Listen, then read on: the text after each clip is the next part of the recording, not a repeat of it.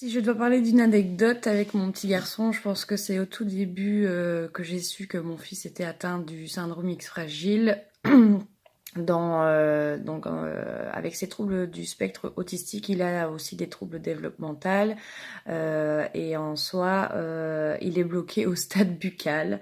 Donc il met tout à sa bouche, il lèche tout, que ce soit le sol, que ce soit peu importe ce que c'est, il met tout à sa bouche. Et c'était lors d'un rendez-vous chez le médecin où, comme à son habitude, mon fils, à l'époque, qui ne marchait pas, s'est mis à plat ventre et a commencé à lécher le sol. Et comme moi, j'avais abandonné l'idée d'arrêter de lui faire ça, il a commencé à lécher le sol et j'ai une petite dame qui s'est permise de me dire mais enfin c'est dégoûtant, après il faut pas s'étonner qu'il aille chez le médecin, il faudrait que vous réagissiez. Enfin en gros je me faisais réprimander sur la manière dont j'éduquais mon gamin.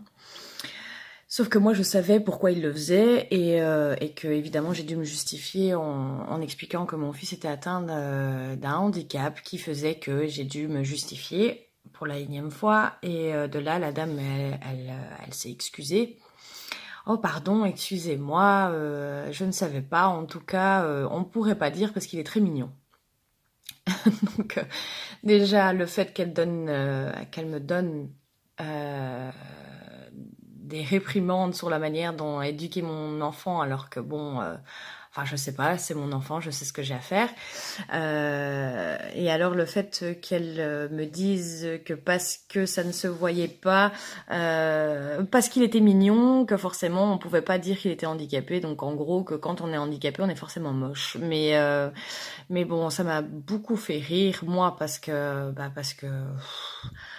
c'est les gens sont encore un petit peu ignorants et puis les personnes âgées sont pas souvent au courant de tout ce qui peut se passer. Donc j'ai pas forcément réagi, j'ai pas réagi de manière méchante, mais je vous avoue que cette anecdote-là m'a beaucoup marquée. Donc voilà.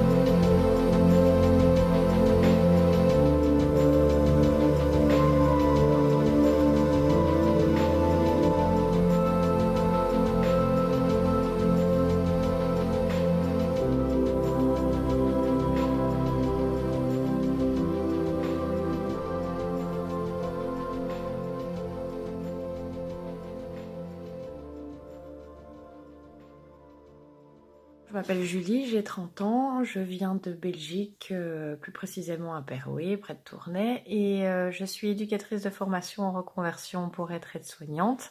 Et j'ai un petit garçon de 3 ans presque et demi qui est atteint d'une anomalie génétique qu'on appelle le syndrome X fragile et associé à ça des troubles autistiques.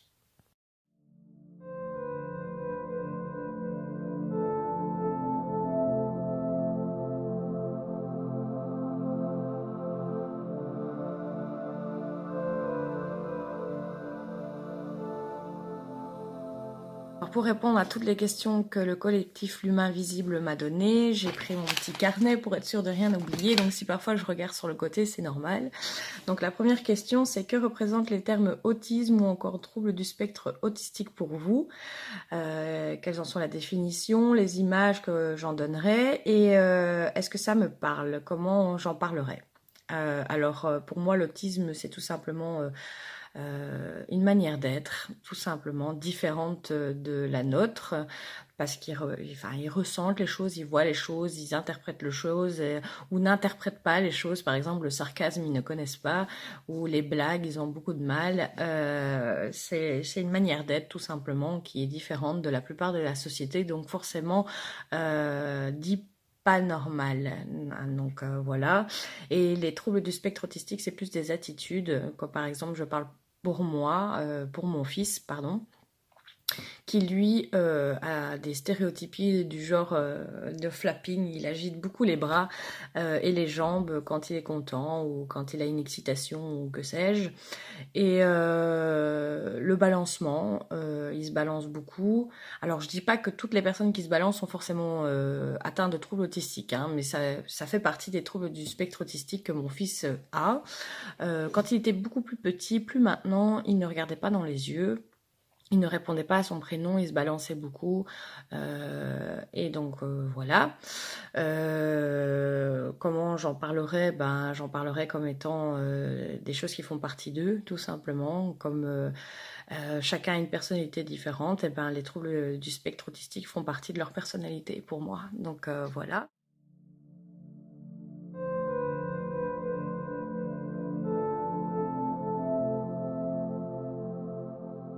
Alors les origines, bah moi je sais que c'est d'ordre génétique.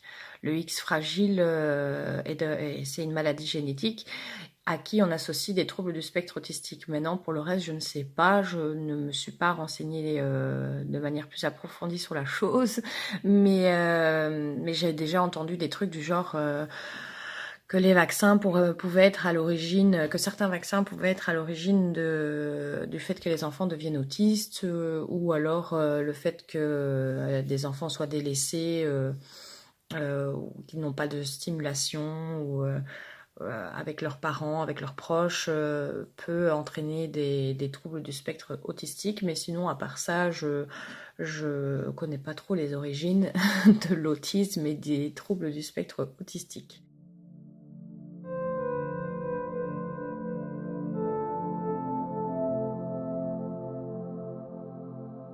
Alors le plus dur en tant que proche, je pense que, enfin, selon moi, c'est le regard des gens. Le regard des gens est très compliqué à gérer, plus que le handicap en lui-même, parce que quand je fais une sortie avec mon fils et qu'il a des attitudes très exagérées, comme quand il est en colère, il a tendance à se frapper sur la jambe ou sur le bras ou même sur la tête. Quand il est content, il crie. Enfin, et alors donc du coup, comme physiquement mon fils ne présente pas de traits physiques qui pourraient faire penser à un handicap, forcément c'est moi la mauvaise mère qui éduque mal mon enfant. Donc oui, ça c'est dur à gérer. Parce que les chuchotements, j'en ai déjà entendu, mais je n'ai pas réagi. Des regards bizarres, j'en ai déjà eu. Des parents qui tirent le bras de leur enfant pour pas venir trop près de nous parce que mon fils a l'air bizarre. Enfin, j'ai déjà eu plein de choses. Enfin, voilà. Ce qui est dur à gérer aussi, c'est l'ignorance des gens, mais bon, voilà. Et comment vit-on avec? Bah, je pense qu'on s'adapte à l'enfant et non pas le contraire. Moi, comme j'étais déjà dans le domaine, étant éducatrice, je connaissais quand même pas mal de choses sur le sujet. Pas sur le X fragile, parce que ça, je ne connaissais pas. Mais sinon, sur beaucoup de choses, sur le handicap, je connaissais. Et je l'accompagne tout simplement. Je vis avec, j'ai pas de point de comparaison, c'est mon seul enfant, donc pour moi, ça n'a rien de compliqué. C'est quelque chose d'instinctif en tant que maman. Donc voilà.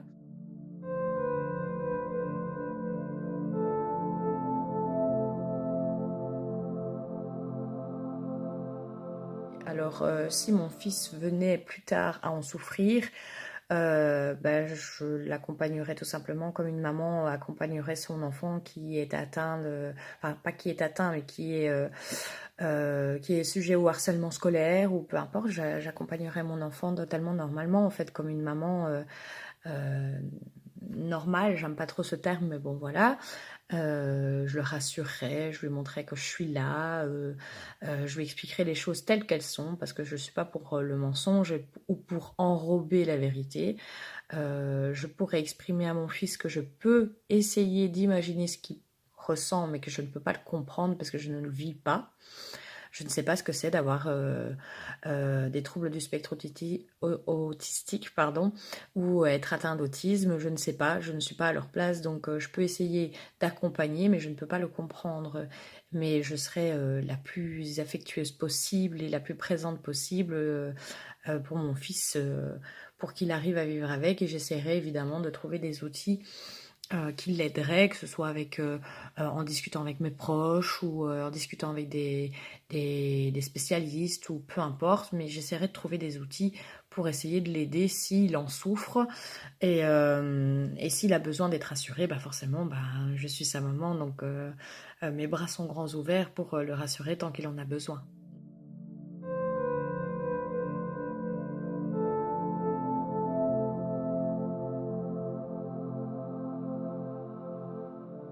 Alors, certes, oui, je ne parle pas en termes de guérir, parce que pour moi, guérir serait... euh, enfin,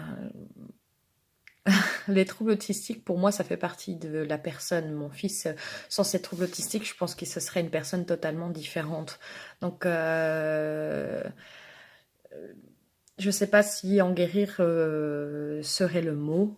Je ne sais pas le mot que je pourrais utiliser à la place, mais en tout cas, en guérir, ce serait un petit peu comme si je dirais, toi, tu es de nature trop optimiste, tu m'énerves, donc tu changes ce trait de caractère de ta personnalité, sinon tu es exclu de la société. Moi, je trouve ça ridicule. Donc, les troubles du spectre autistique ou l'autisme, ça fait pas ça fait partie d'eux.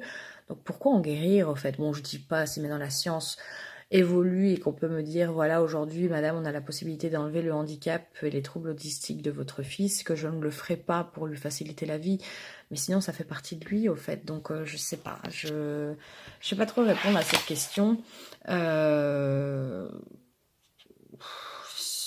ouais, sans rétablir, oui, on peut évoluer, comme j'ai expliqué. Avant, il répondait pas à son prénom, il se balançait énormément, il n'avait pas d'interaction. Maintenant, il y a quand même pas mal d'évolution à ce niveau-là, au niveau de ses troubles autistiques. Il répond à son prénom, il se balance moins, il joue avec moi. Alors, je dis pas avec les autres, mais il aime être entouré de gens, mais n'interagit pas avec eux.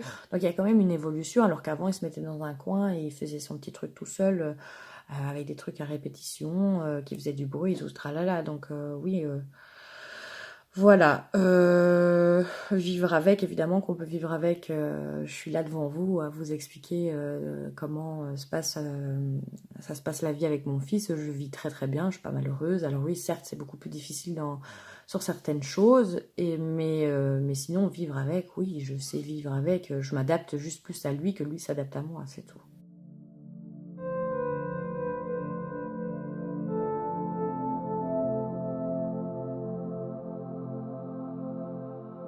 Le regard social, alors bon, c'est quand même beaucoup plus médiatisé maintenant, l'autisme et les troubles plus l'autisme que les troubles du spectre autistique.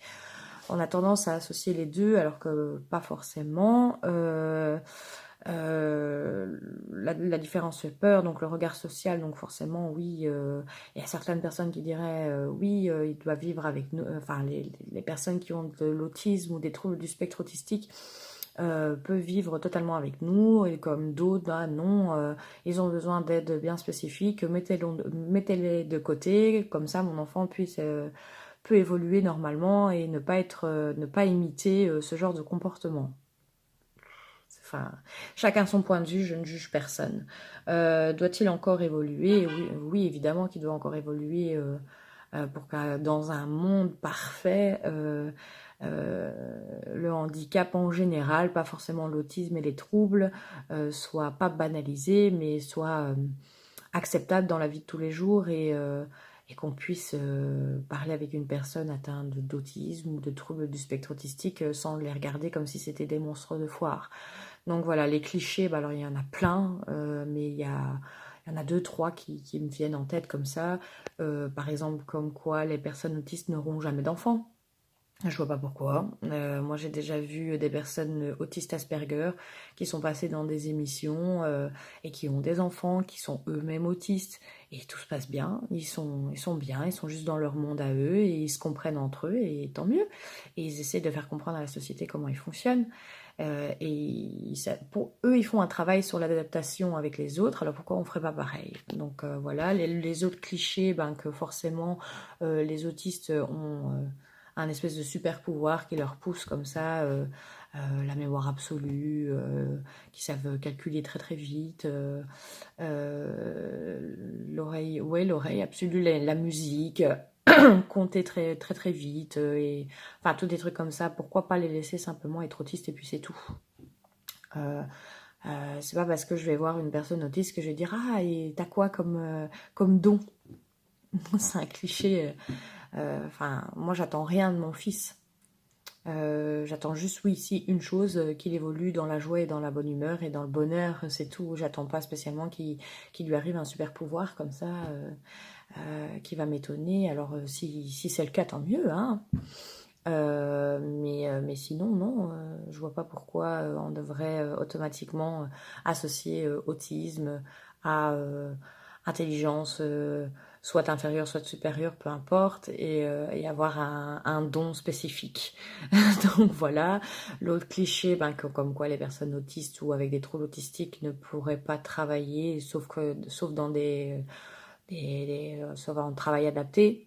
Bah, ça c'est faux, il y a qu'à voir. Il y a un grand monsieur autiste aussi qui est philosophe, je pense, qui est très médiatisé, qui a écrit énormément de bouquins, qui a fait énormément de conférences et qui partage son regard de l'autisme et des troubles du spectre autistique pour le faire partager aux autres. Ça, je trouve ça formidable et c'est un travail. Il est philosophe, il a quand même écrit beaucoup, beaucoup de livres, il gagne bien sa vie, sauf qu'il est comme il est. Donc il y a possibilité de travailler et pas uniquement en travail adapté. Donc ça, c'est aussi un cliché énorme. Pareil que pour d'autres handicaps, hein. Regardez la trisomie maintenant. Avant, on pensait que les trisomiques n'étaient capables de rien et aujourd'hui, j'ai déjà vu des trisomiques mannequins, j'ai déjà vu des trisomiques chanteurs. Ils travaillent dans un restaurant maintenant, dans un restaurant où c'est que servi par des personnes trisomiques. Enfin, le handicap est lui-même un gros cliché, je trouve. Donc voilà, il ne faut pas se dire que parce qu'une personne est comme ça, que forcément la personne atteinte du même handicap sera pareille. Moi, je sais que mon fils est X fragile et qu'il n'y a pas un enfant, une personne X fragile qui est pareille. Donc voilà.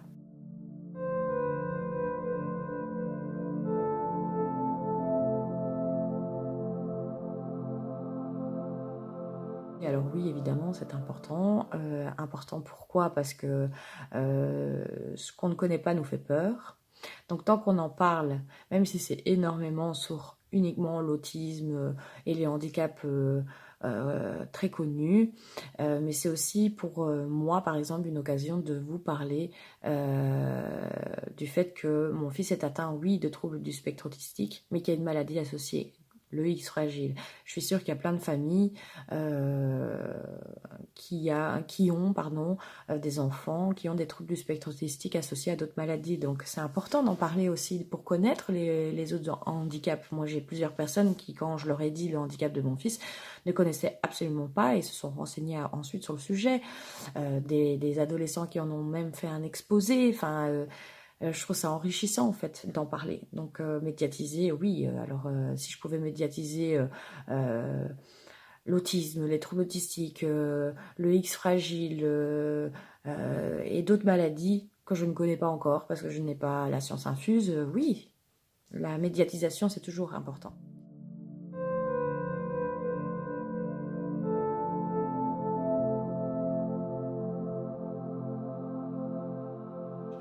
Bah, les deux questions se rejoignent un peu. Enseigner humainement, bah, moi je sais très bien que j'étais déjà tolérante de base, puisque je faisais quand même un métier qui me demandait de l'être, mais ça m'a rendu encore plus tolérant. Ça m'a encore plus donné envie de réfléchir avant de juger quelque chose. Comme j'ai dit, c'est pas parce que ça se voit pas physiquement qu'il y a rien derrière. Moi, je suis moi-même dyslexique, ça ne se voit pas. Pourtant, ça, dans ma vie de tous les jours, ça peut m'apporter beaucoup de choses négatives. Dans mon futur métier qui est être aide-soignante, je dois écrire des rapports et c'est parfois gênant. Enfin voilà, c'est pas parce que ça ne se voit pas que ça n'existe pas. Donc humainement, ça m'apporte le handicap. ça m'apporte bonheur et joie et satisfaction parce que toutes les petites choses qu'il fait et qu'il accomplit, pour moi, comme c'est quelque chose de banal dans la vie de tous les jours d'un parent qui a un enfant avec aucun trouble, aucun handicap, comme par exemple manger, apprendre à manger tout seul, c'est quelque chose d'agréable et de normal d'apprendre à manger à un certain âge. Mais quand on arrive, moi à l'heure actuelle, mon fils a presque 3 ans et demi et il commence à peine à tenir une cuillère pour manger. Je dois encore l'aider, mais il le fait.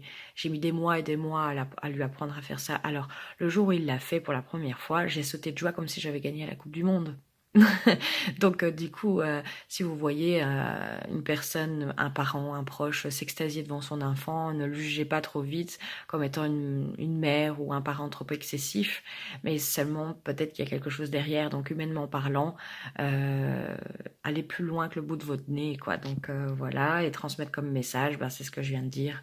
Réfléchissez à ce qu'il y a peut-être plus derrière qu'une simple maman qui sautille parce que son fils a mangé tout seul ou voilà, c'est comme les parents qui s'extasient, des enfants qui deviennent propres. Bah, imaginez-nous, proches, parents d'un enfant qui n'est pas propre avant 6, 7 ans, même plus tard parfois, peut-être jamais aussi, s'extasier quand votre enfant est propre et le crie au monde entier et en parle pendant 100 et 7 ans. Ne le jugez pas trop vite. Donc voilà, le message que ça... J'espère qu'un jour, les gens n'auront plus peur de la différence et pourront vivre avec. Pas le banaliser parce que, comme j'ai dit, il faut de l'aide et un coup de main pour les aider, mais je sais pas, ne pas faire de cette différence justement quelque chose une barrière entre une personne qui a un handicap et une personne qui n'en a pas. Donc voilà, donc je vais clôturer sur ça et je remercie en tout cas de m'avoir permise de pouvoir m'exprimer sur le sujet. C'est quelque chose qui me tient à cœur, que je vis tous les jours et même si j'aime très très fort mon fils, c'est fatigant. Comme toute maman, handicap ou pas, mais c'est aussi très enrichissant et j'aimerais que les gens le comprennent au lieu de nous prendre en pitié en disant oh il est handicapé ma pauvre, non, c'est pas quelque chose de grave. Donc laissez vos enfants poser des questions quand ils trouvent quelque chose de bizarre. Laissez au plus ils sont jeunes et apprennent la tolérance et la différence, au plus ils vont pouvoir vivre avec de manière normale. Donc humainement parlant, laissez vos enfants s'exprimer sur la différence. Ça changera beaucoup de choses, je pense, pour les années futures, si déjà dès le départ, quand ils sont tout petits, on leur fait comprendre que oui, il y a des choses différentes, mais on peut vivre avec. Voilà.